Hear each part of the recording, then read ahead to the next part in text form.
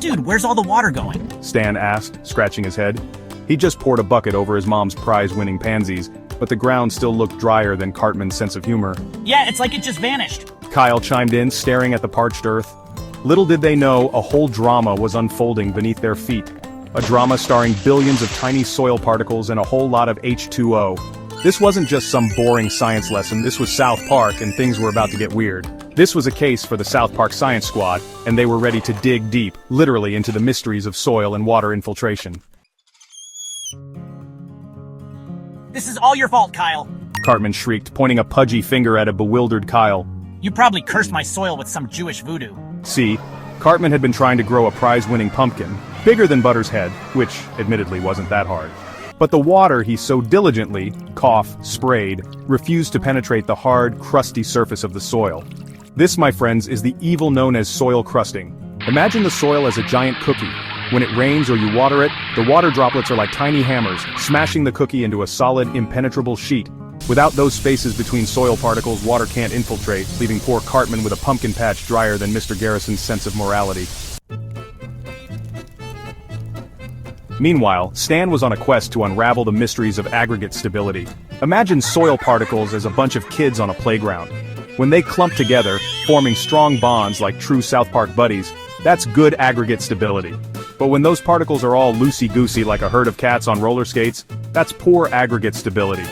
Water flows through too quickly, taking away vital nutrients and leaving the soil feeling emptier than Mr. Mackey's vocabulary without McKay. Hamburgers. He sighed, looking at his wilted sunflowers drooping lower than Kenny's eyelids after a particularly rough day. He'd watered them, sang to them, even read them his favorite Terrence and Phillip comic strips. But those stubborn sunflowers refused to cooperate. What Butters didn't realize was that soil, much like people, needed the right balance to thrive. Too much water, and the roots would drown. Not enough, and they'd shrivel faster than Cartman's patience during a school play. Section 5. City versus Forest. Where does soil have more fun? One day the boys found themselves on a school trip, comparing the soil in the pristine South Park forest to the grimy concrete jungle of Denver. The forest soil was dark, crumbly, and teeming with creepy crawlies, much to Cartman's disgust. It was like a happening nightclub for earthworms and bacteria. Meanwhile, the urban soil was compacted, lifeless, and smelled vaguely of chef's chili after a night of questionable decisions. It was clear who was having more fun.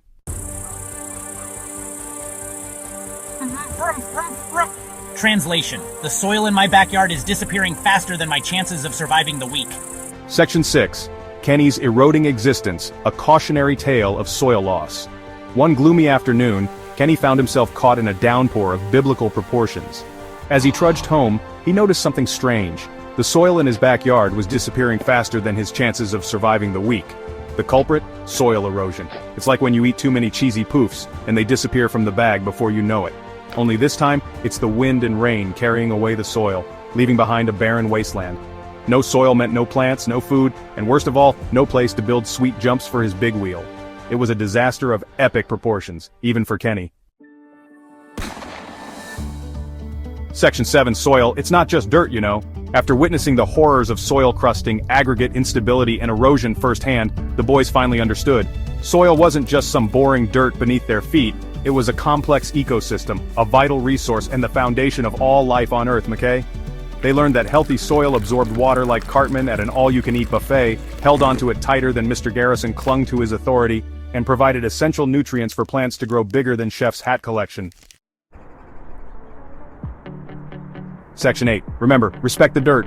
So the next time you see a patch of soil, remember it's not just dirt, it's a living, breathing thing, and it needs our respect. Treat it right and it'll reward you with a bountiful harvest. Abuse it, and well, let's just say you don't want to see Mother Nature angry. And always remember, don't be a Cartman, be a Stan. Protect our soil and keep it weird, South Park.